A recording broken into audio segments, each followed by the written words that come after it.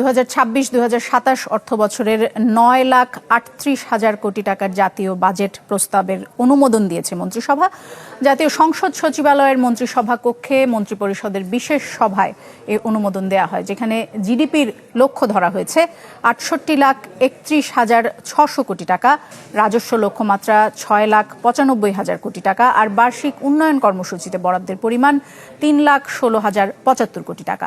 বিশেষ এই সভা শেষে বিকেল 3টায় প্রধানমন্ত্রী তারেক রহমান অর্থমন্ত্রী আমির খসরু মাহমুদ চৌধুরীকে সাথে নিয়ে সংসদ অধিবেশনে যোগ দেবেন। পরে বাজেট উপস্থাপন করবেন অর্থমন্ত্রী।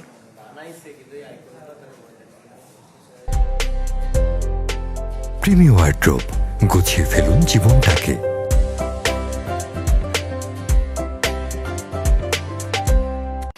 এবার যদি আমরা একটু আমাদের সহকর্মী সাদ বিন শফিকের কাছে একটু যেতে চাই। সাদ বিন শফিক তিনি সরাসরি যুক্ত হচ্ছেন, তিনি সংসদ ভবনে আছেন।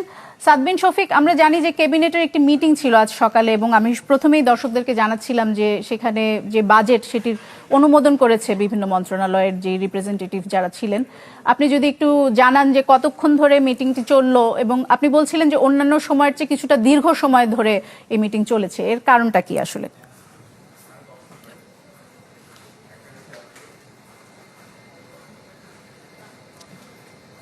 দোলা, সাধারণত রীতি অনুযায়ী এই বাজেট অধিবেশনের আগে একটি মন্ত্রিসভার বৈঠক হয়ে থাকে। মন্ত্রিসভায় একটি আনুষ্ঠানিকতা থাকে, যেই আনুষ্ঠানিকতার মধ্য দিয়ে আসলে বাজেটটা অনুমোদন দিয়ে থাকে মন্ত্রিসভা। আজকেও কিন্তু এই বাজেটটা দীর্ঘ সময় ধরে চলেছে। বাজেটটা শুরুতে 10:30 শুরু হওয়ার কথা থাকলেও পরবর্তীতে আমরা দেখেছি আরও 30 মিনিট এগিয়ে 10টার সময় এটি শুরু হয়েছে। 10টার আগে কিন্তু প্রধানমন্ত্রী সহ মন্ত্রিসভার যেসব সদস্যরা আছেন তারা সংসদ ভবনের দোতলায় যে নির্ধারিত কক্ষ আছে মন্ত্রিসভার বৈঠকের, সেখানে গিয়ে কিন্তু তারা সেই বৈঠকটি করেছেন, এবং প্রায় 3 ঘন্টা, অর্থাৎ 3 ঘন্টার কিছুটা সময় কম কিন্তু এই বৈঠকটি চলেছে। 1টার কিছুক্ষণ আগে কিন্তু বৈঠকটি শেষ হয়েছে। এবং এই বৈঠক শেষ হওয়ার পর আমরা দু একজনের সাথে কথা বলার চেষ্টা করেছি। আমরা কিছুক্ষণ আগে এখানে বের হয়ে এসছে, আমরা দেখেছি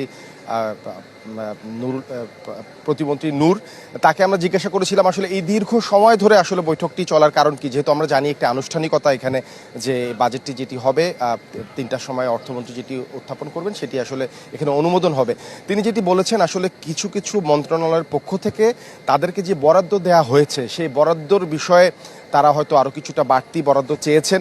কিছু সংযোজন বিয়োজন করা যায় কিনা, আসলে যৌক্তিকভাবে সরকারের কিছু সীমাবদ্ধতা আছে, সীমাবদ্ধতার মধ্যেও সবচেয়ে বড় বিষয় যেটি, এটি আপনি জানেন, একটি রাজনৈতিকভাবে নির্বাচিত সরকার, বিএনপি দীর্ঘদিন পর ক্ষমতায়, এবং তারা কিন্তু বেশ কিছু আশ্বাস প্রতিশ্রুতি নির্বাচনের আগে মানুষকে দিয়েছেন। এই আশ্বাস প্রতিশ্রুতির বাস্তবায়নটা তারা কিভাবে করবেন তার একটি বড় উপায় কিন্তু এবারের এই বাজেট হতে যাচ্ছে। এবং আপনি জানেন ফ্যামিলি কার্ড, কৃষক কার্ড, হেলথ কার্ড, এখানে কিন্তু অনেক টাকা খরচ হবে, অনেক খরচ বাড়বে।